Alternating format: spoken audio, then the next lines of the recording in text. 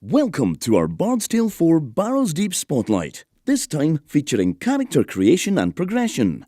First, we'll take a brief look at all the archetypes, and then move on from there. The Bard is kinda like your whole team's supporter.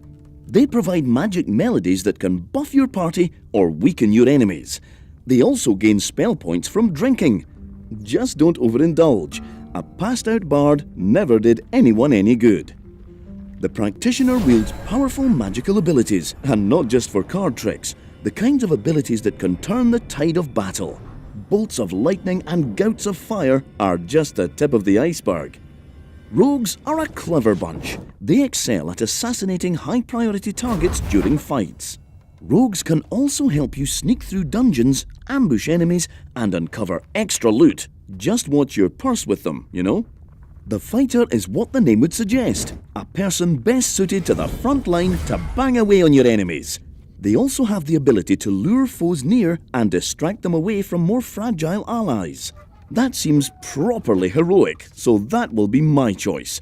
Moving on, let's talk about where you come from.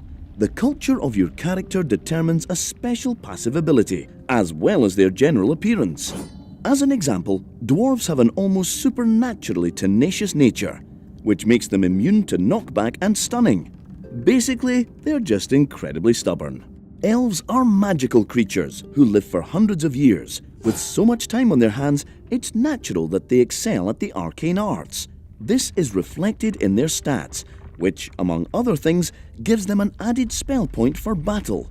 Drow are clever scavengers who know how to take advantage of any situation, even death. Thus, if a Drow lands a killing blow, their party gains an extra opportunity, though only once per turn. The human cultures of Keith are varied, as you'll discover for yourself. To keep the conversation moving, I'll go ahead and pick Ficti. Because of their protective nature, once per battle, a Ficti can absorb some of the damage dealt to a party member who would otherwise have died. That fits nicely with my choice of fighter.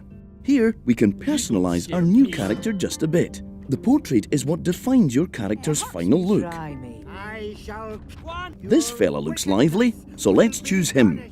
You can also change their voice and name, but I'll just leave that as the default for now, so we can move on. The skills section is, not surprisingly, where you spend your skill points to upgrade your character's abilities and stats. How you choose your skills will change the way your character will progress and allow you to specialize them in unique ways. Some skills work very well together and give access to really powerful combos.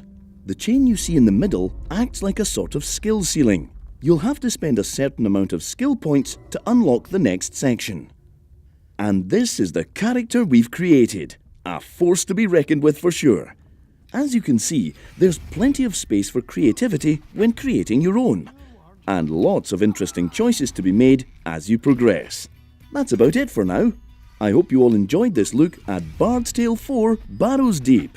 We hope to see you in our next spotlight. Until then,